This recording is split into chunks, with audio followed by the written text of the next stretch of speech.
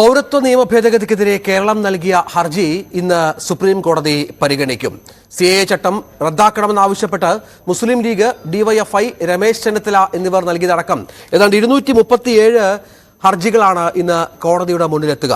നേരത്തെ പൗരത്വം നൽകുന്നതിനെ ചോദ്യം ചെയ്യാൻ ഹർജിക്കാർക്ക് അവകാശമില്ലെന്ന് കേന്ദ്ര സർക്കാർ കോടതിയിൽ നിലപാടെടുത്തിരുന്നു. വാദം കേൾക്കാമെന്ന് കേന്ദ്രം അറിയിച്ചതോടെയാണ് കേസ് ഇന്നത്തേക്ക് മാറ്റിയത്.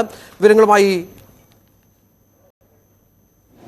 അപ്പോൾ ഞങ്ങൾ കോടതിയിൽ ഉയർത്താൻ പോകുന്ന ക്വസ്റ്റ്യൻ എന്ന് പറയുന്നത് ഏറ്റവും പ്രധാനപ്പെട്ട എന്താണ് ഈ തെരഞ്ഞെടുപ്പ് അടുത്ത സമയത്ത് നേരത്തെ കോടതിയിൽ കൊടുത്ത ഉറപ്പിന് വിരുദ്ധമായിട്ട് നേരത്തെ IMLന്റെ കേസിൽ അന്ന് കപിൽ സിബൽ തന്നെ ഹാജരായ കേസിൽ അല്ലേ മീര കേസിൽ കൊടുത്ത അഫിഡവിറ്റ് എന്ന് പറയുന്നത് ഇതാണ്, അതായത് റൂൾസ് ഒന്നും ഉണ്ടാക്കാൻ ധൃതി കാണിക്കൂല എന്നുള്ളതായിരുന്നു. പക്ഷേ ഇപ്പോൾ ഈ തെരഞ്ഞെടുപ്പ് എന്താണ് ഇത്ര ഹറി?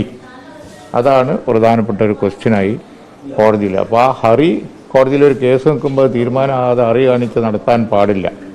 പൗരത്വം കൊടുക്കുന്നതിന് ഞങ്ങളെതിരല്ല, പക്ഷേ പൗരത്വം കൊടുക്കുന്നതിൽ പക്ഷപാതം കാണിക്കുന്നതിനെയാണ് ഞങ്ങൾ എതിർക്കുന്നത്, മതേതരത്വ നിലപാടിൽ. അപ്പോൾ അല്ല മുഴുവൻ പറഞ്ഞോട്ടെ അപ്പോൾ അതുകൊണ്ട് തന്നെ പ്രാധാന്യം കൊടുക്കുന്നതുകൊണ്ടാണ് ഞങ്ങൾ സംസ്ഥാന പ്രസിഡന്റ് അടക്കം ഈ നോമ്പ് കാലത്ത് തങ്ങളൊക്കെ അടക്കം ഇവിടെ വന്ന് ഈ ഡിസ്കഷൻ നടത്തുന്നതും. ഞങ്ങളെല്ലാവരും ഒരു ഡെലിഗേഷനായി തന്നെ ഞങ്ങളുണ്ട്, തങ്ങളുണ്ട്, ഞങ്ങളെല്ലാവരും ഉണ്ട്. എല്ലാ ലീഡിങ് ലോയേഴ്സൊക്കെ ഇവിടെയുണ്ട്. കേരളത്തിൽ നിന്നുള്ള ഞങ്ങളെ മുഴുവൻ ലോയേഴ്സ് നിങ്ങൾക്ക് അറിയാലോ, എല്ലാവരും ഉണ്ട്. ഇപ്പോൾ സുപ്രീം കോടതിയിൽ ഒരു അറേ ഓഫ് ലോയേഴ്സ് ഉണ്ട്.